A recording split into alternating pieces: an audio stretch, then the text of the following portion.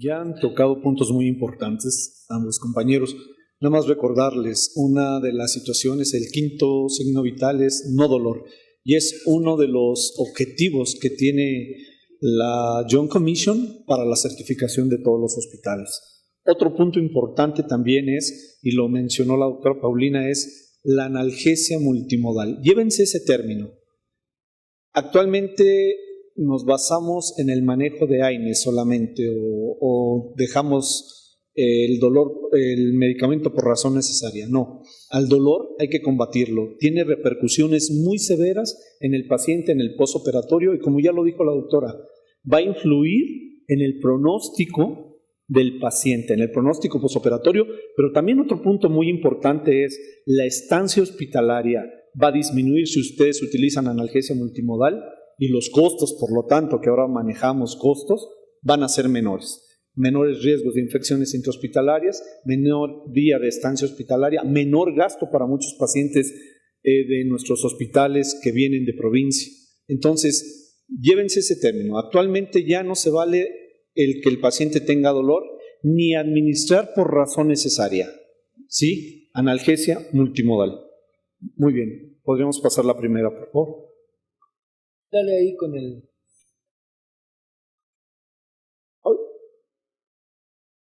Perdón.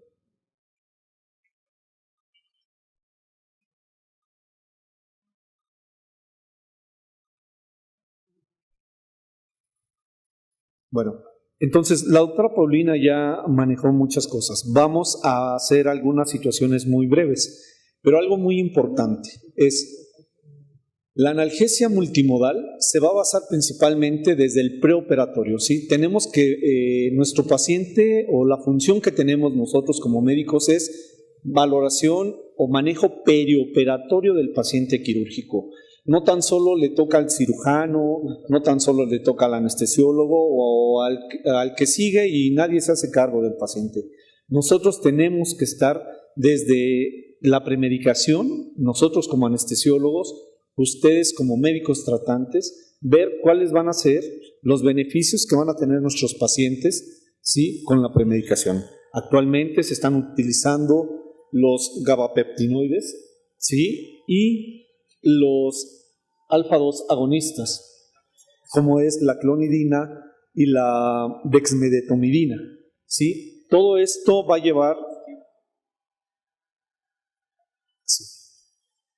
a que tengamos un mejor control del dolor durante el transoperatorio y en el postoperatorio, que va a hacer que nuestro paciente tenga un mejor pronóstico.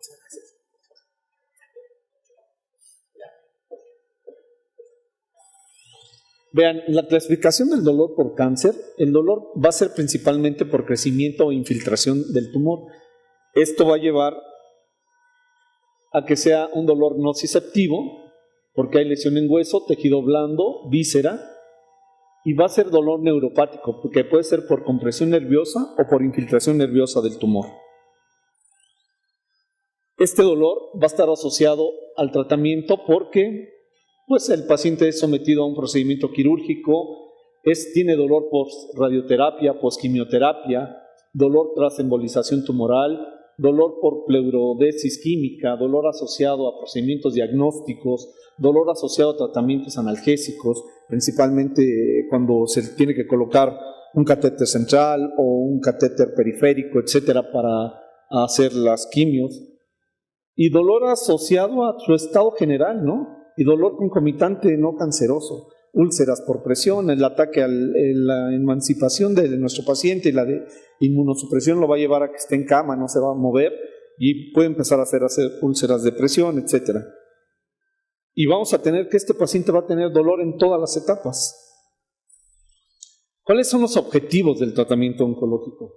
¿Sí? Vean, la prolongación de la supervivencia, la optimización del bienestar de nuestro paciente, que el paciente se adapte, tenga función, se pueda valer por sí mismo y sobre todo el alivio del dolor. El dolor es una cadena viciosa que va a llevar que el paciente que no pueda dormir adecuadamente, va a estar preocupado, se va a desesperar, va a empezar el aislamiento, más depresión, desesperanza, ¿sí? Y esto conlleva a que cada vez que veamos a nuestro paciente y tengamos que incrementar la dosis de nuestros analgésicos. Y esto conlleva muchas veces a que la modalidad que se manejaba anteriormente era el uso de opioides. Ya lo dijo la doctora Paulina, principalmente la morfina. Entonces, el paciente se hace dependiente. Y cuando viene nuestro paciente a nosotros para un estudio, para una intervención quirúrgica, para otra enfermedad no relacionada con el cáncer, pero que requiere tratamiento quirúrgico, es donde nosotros nos enfrentamos. ¿Y qué problema vamos a tener con los opioides? Los opioides, ya se los dijo la doctora Paulina, van a hacer una neuromodulación de todos los receptores y va a provocar un efecto de hiperalgesia. ¿Qué es el efecto de hiperalgesia? El paciente ya no va a tener respuesta al dolor, a la dosis para el control del dolor, y le vamos a tener que sumar cada vez más dosis y no vamos a tener una respuesta adecuada. Entonces, en ese momento es el momento de cambiar el opioide, empezar con analgesia multimodal, y bueno, en dolor hay algo que se llama rotación de opioides, ¿no? Nos basamos en la morfina, que es el de centro, y tenemos que ver equivalencias con otros opioides para, en base a la dosis total de morfina que consumió nuestro paciente en 24 horas, elegir otro opioide que sea el adecuado para que tenga menor dosis y no tengamos estos efectos. La escala del dolor de la ONU generalmente tenía 3 pasos, pero si estamos hablando del paciente oncológico, en el Instituto Nacional de Cancerología, el doctor Plancarte, junto con el doctor Miller, agregaron estas 2 tablas más, ¿sí? Vean, hay terapia de implante. Ya es una terapia más invasiva a nivel del sistema nervioso central, ¿sí? Y vean ustedes, la ONU nos habla de un analgésico no opioide, un AINE, pero ya nos habla que hay que usar un adyuvante. Nos habla de un opioide débil, que puede ser tramadol, y más un AINE, más un adyuvante, ¿sí? Y conforme se va agravando el dolor, tenemos que usar un opioide más potente, ¿sí? Pero vean, aquí ya tenemos que poner otras técnicas que son de algólogos y que son técnicas invasivas. Entonces es bien importante que ustedes se lleven y que tengan conocimiento de todo esto para que puedan referir con tiempo a sus pacientes. ¿Qué es la analgesia multimodal? La doctora Paulina ya les había dado el concepto, pero bueno, repitamos algo muy breve. Es equilibrada, balanceada, ¿sí? Y se basa que en el control eficaz del dolor postoperatorio depende del uso de varios analgésicos y de vías de administración diferentes que actúan sinérgicamente. Ya les dijo que es sinergismo. Algo bien importante, nunca deben de dar 2 medicamentos del mismo grupo. Yo voy a hacer una anotación nada más. A veces veo que ponen ketorolaco y luego le ponen ketoprofeno. Los 2 son del mismo grupo. El dolor no se le va a quitar, ¿sí? Tiene más ventaja el ketoprofeno que el ketorolaco. Entonces, nunca vayan a dar 2 analgésicos. Aquí podemos combinar con paracetamol. Paracetamol no es un AINE. Paracetamol todavía tiene acción central y periférica, y todavía se dice que es un COX-3 y que ha tenido muy buenos resultados. Paracetamol intravenoso para el control del dolor, sumado a un AINE para el control del dolor postoperatorio, ¿sí? Vean, el uso de diferentes clases de analgésicos y técnicas analgésicas mejora la eficacia del alivio del dolor tras la cirugía, reduce la dosis máxima y los efectos adversos. Esto tiene una evidencia 2B, ¿sí? Y la analgesia multimodal parece ser más eficaz cuando se administran distintos fármacos por vías diferentes que cuando se administran diferentes fármacos por una sola vía. También tiene un nivel de evidencia 2. Entonces, ¿a qué nos referimos?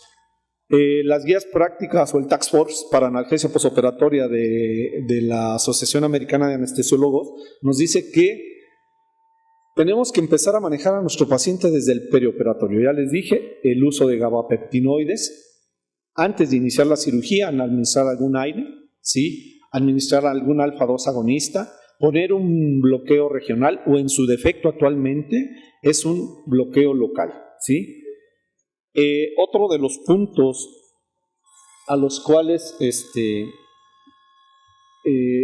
vean, todo esto conlleva la analgesia multimodal, analgesia intratecal y epidural, bloqueo de nervios periféricos, el bloqueo del abdomen, del plano transverso del abdomen, que está muy de moda actualmente y que esto se hace por ultrasonido, y el bloqueo paravertebral. Y algo que siempre se ha hecho, o que pareciera muy sencillo y que tuviera bajo costo, es la infiltración local, ¿sí?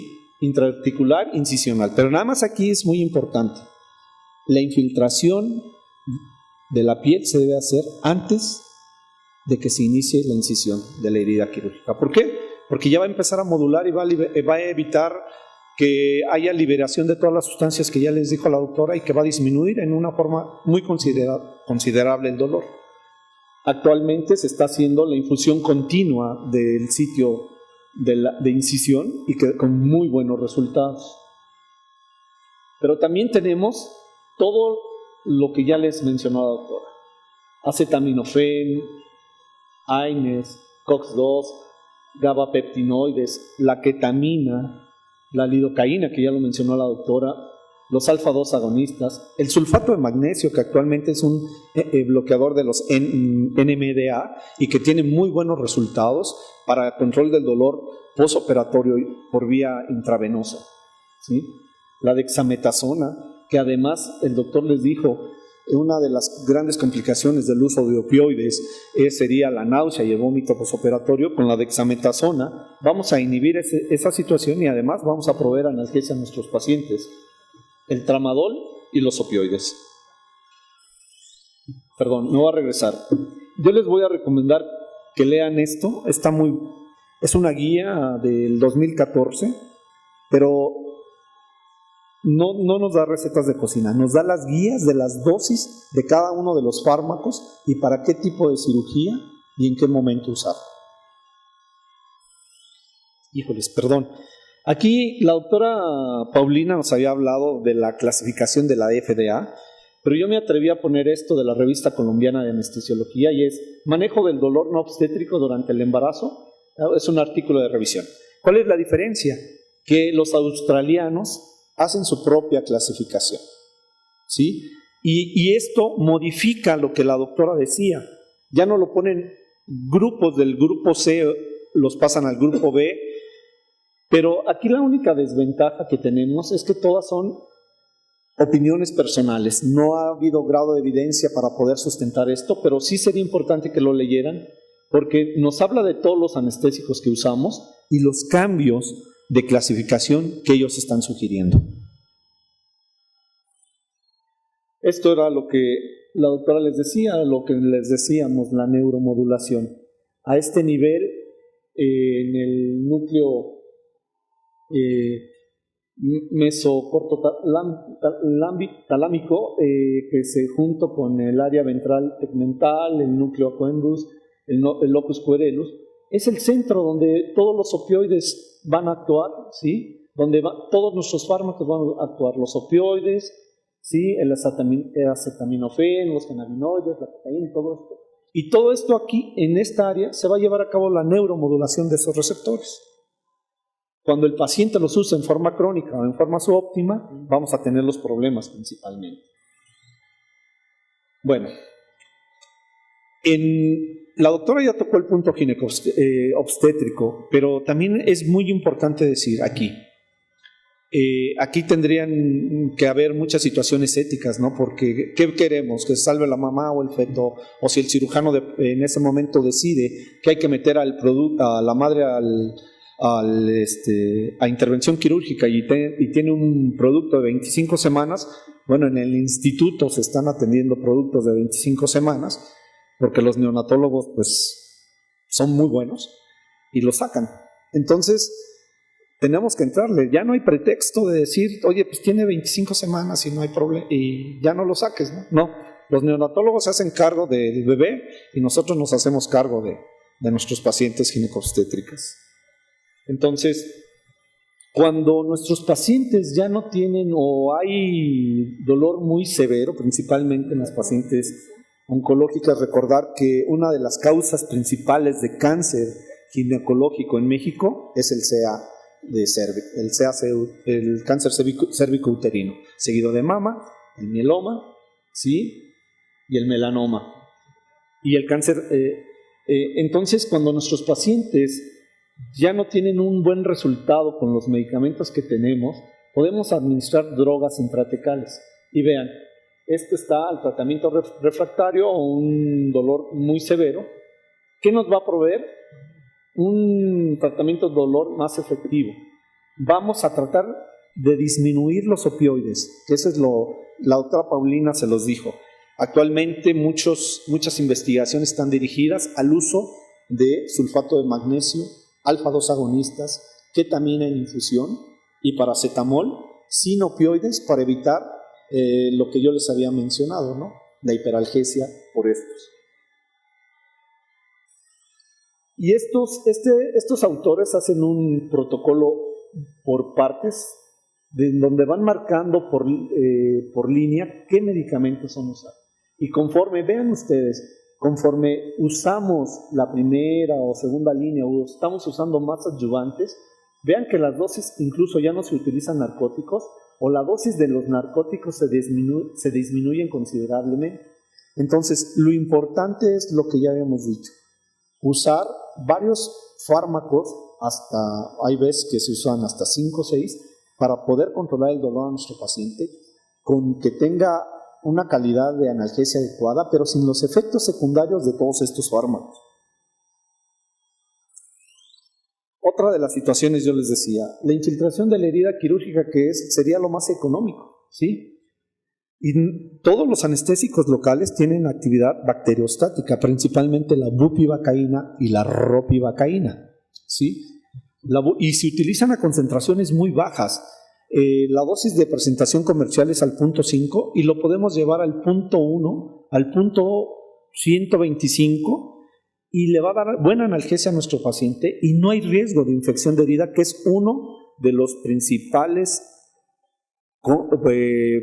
contras que el cirujano no dice, ¿no? Es que el riesgo de mi herida, infección de la herida quirúrgica se va a aumentar, y eso no es cierto, y aquí está la referencia, ¿sí?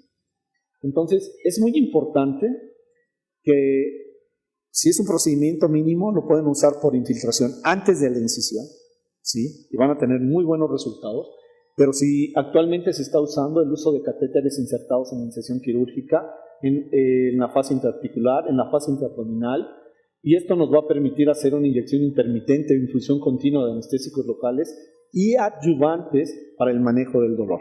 Solamente aquí, refiriendo, este artículo nos refiere que cuando usamos un adyuvante, por ejemplo, un narcótico que es el sufentanil, la capacidad bacteriostática de este anestésico local disminuye un poco, ¿sí?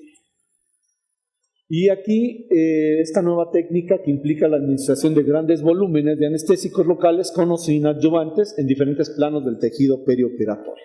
Entonces, esto es la forma más segura, no tenemos grandes complicaciones y es económica.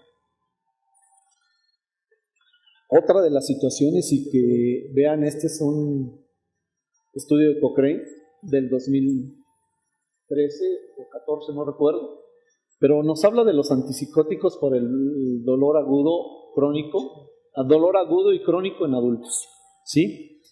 Actualmente los antidepresivos tricíclicos se usan para el control del dolor. Podemos premedicar a nuestros pacientes con antidepresivos tricíclicos y van a disminuir la cantidad de opioides que vamos a usar, y sumado a los otros ayudantes vamos a tener mejor control del dolor. Pero bueno, este me interesó y lo leí, y aquí nos habla principalmente de los antipsicóticos, ¿no?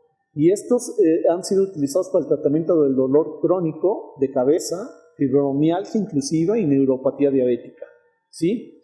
Y al final de cuentas, los autores de esta revisión dicen que pueden ser utilizados como complemento en la terapia del tratamiento de situaciones dolorosas, como una posibilidad para que el dolor resistente al tratamiento, ¿sí? Principalmente dolor oncológico.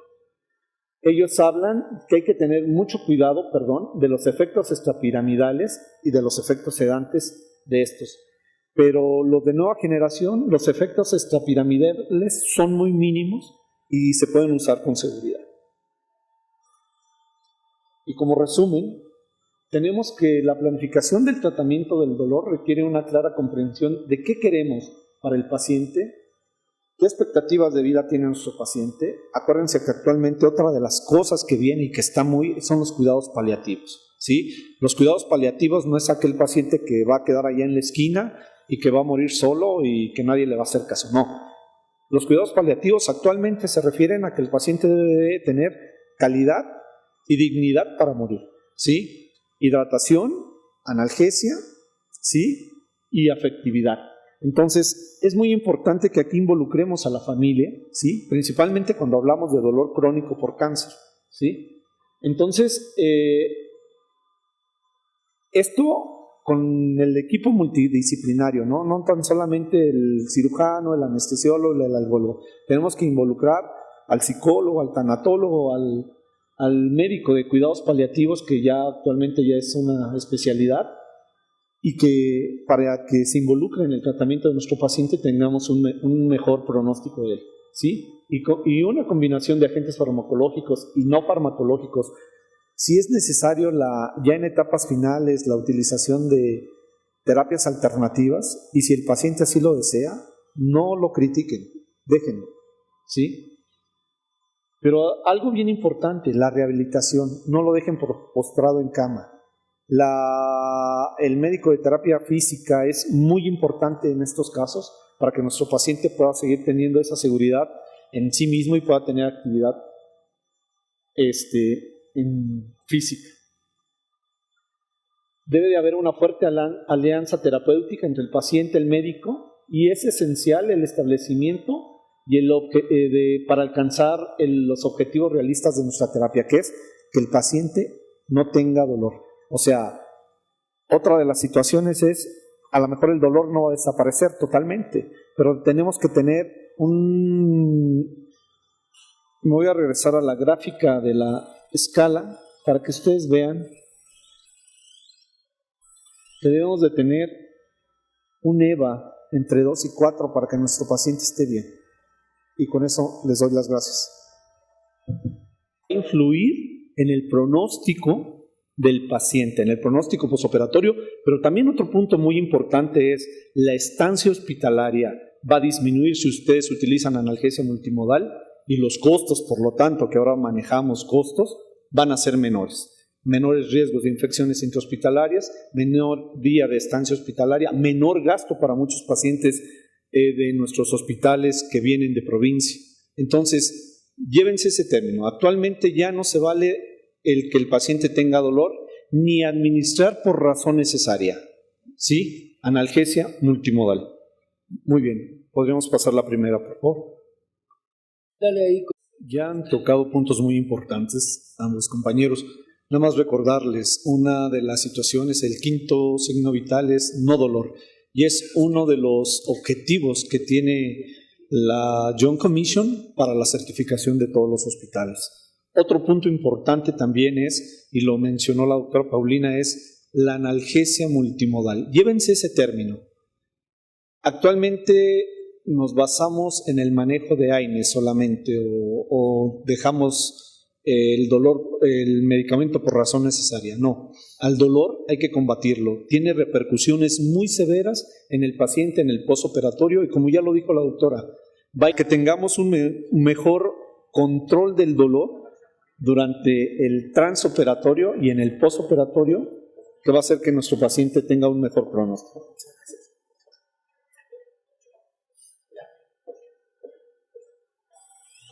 Vean, la clasificación del dolor por cáncer, el dolor va a ser principalmente por crecimiento o infiltración del tumor. Esto va a llevar a que sea un dolor nociceptivo, porque hay lesión en hueso, tejido blando, víscera, y va a ser dolor neuropático, porque puede ser por compresión nerviosa o por infiltración nerviosa del tumor. Este dolor va a estar asociado al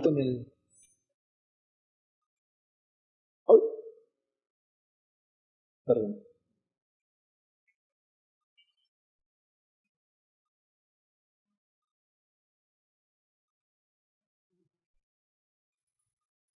Bueno, Entonces, la doctora Paulina ya manejó muchas cosas. Vamos a hacer algunas situaciones muy breves, pero algo muy importante es la analgesia multimodal se va a basar principalmente desde el preoperatorio, ¿sí? Tenemos que nuestro paciente o la función que tenemos nosotros como médicos es valoración o manejo perioperatorio del paciente quirúrgico. No tan solo le toca al cirujano, no tan solo le toca al anestesiólogo o al que sigue y nadie se hace cargo del paciente. Nosotros tenemos que estar desde la premedicación, nosotros como anestesiólogos, ustedes como médicos tratantes, ver cuáles van a ser los beneficios que van a tener nuestros pacientes, ¿sí?, con la premedicación. Actualmente se están utilizando los gabapeptinoides, ¿sí?, y los alfa-2 agonistas, como es la clonidina y la dexmedetomidina, ¿sí? Todo esto va a llevar... Sí.